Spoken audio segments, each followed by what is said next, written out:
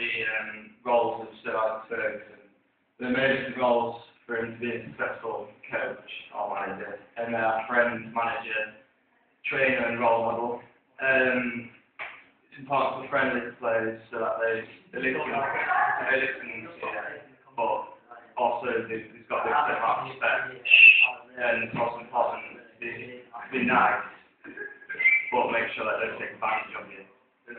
And trainer is also an important role for managers. It's important when training the managers, because if your training isn't right, then they won't play well on the pitch.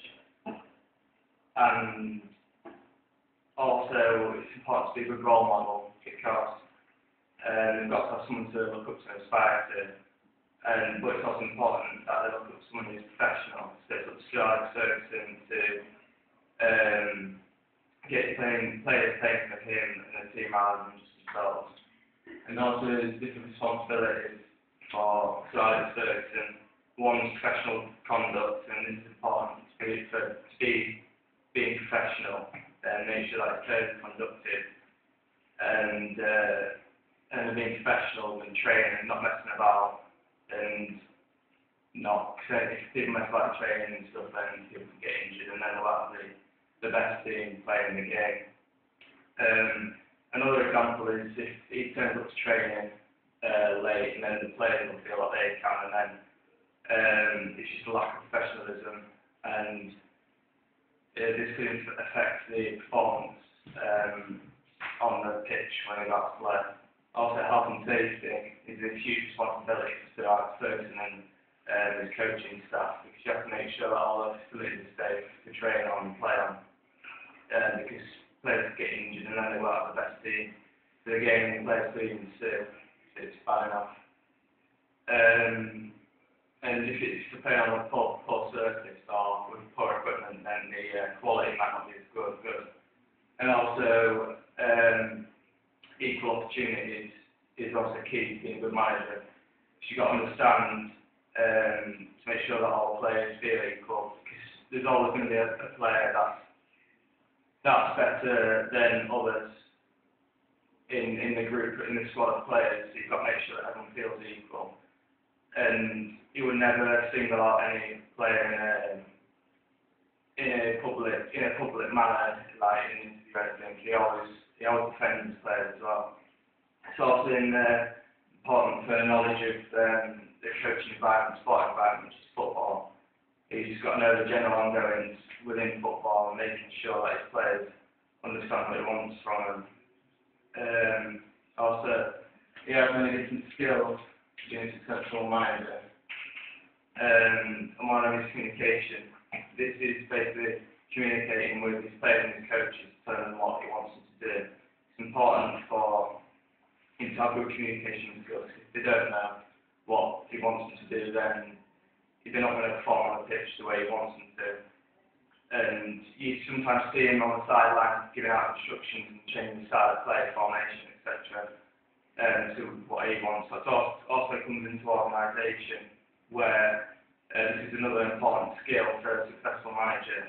Good organisation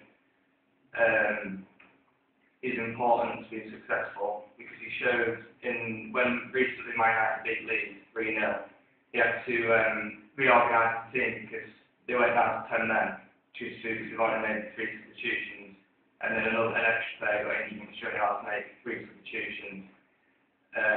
They had to put the striker, which was doing that over top into defence, and he obviously knew that he could play in defence quite well, and he organised it and made sure that he was solid at the back and still kept clean sheet and with the striker in defence.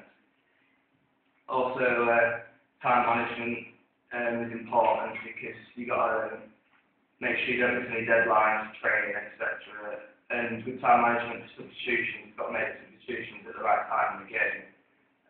He did that a couple of years ago when he brought on Michael Owen in a Manchester derby, and they went on to win that 4-3 when Owen scored, and they won the game because of Owen. And also, Martin Johnson also is a rugby coach. he has the same responsibilities and roles and skills as Ferguson. He also is a friend, but it's also important for him to make sure that he's close to the players and that, but not too close, just like Ferguson, and that the players have respect for him, but not too close. And also training. It's very important for him to be a good coach, because it's training is where if you play well in training, then you'll do well in the game, and it's the most important bit to get tactics right, etc. And a role model is also important, because he was so successful when he was a player. He's a good role model to the England team, and they'll all look up to him because he's played really at a high standard and used to win quite a few things. Also, responsibilities. He has many different responsibilities, same as Ferguson. Professional conduct. This is important, especially in rugby, because they're more professional towards the referee. And if he isn't professionally conducted, then the players will feel like that's professional, and then there's an unprofessional vibe within the camp football rugby squad.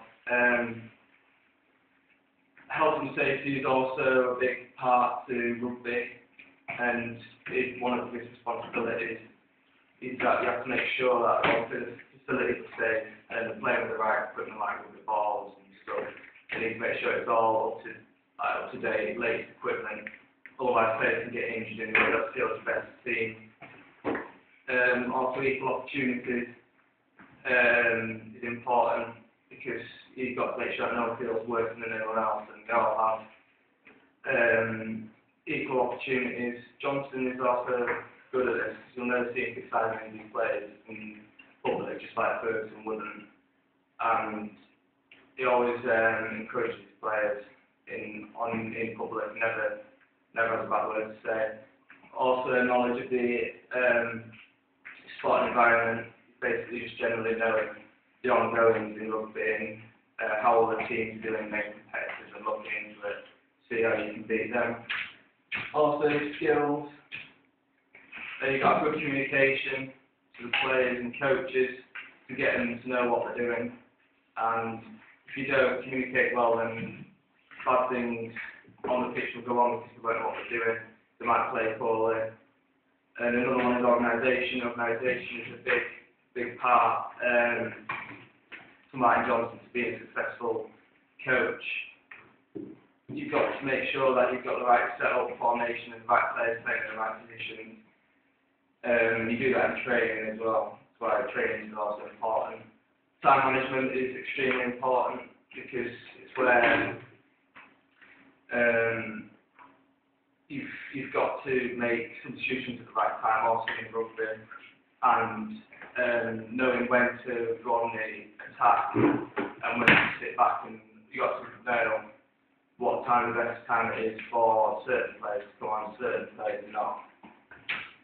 That's it.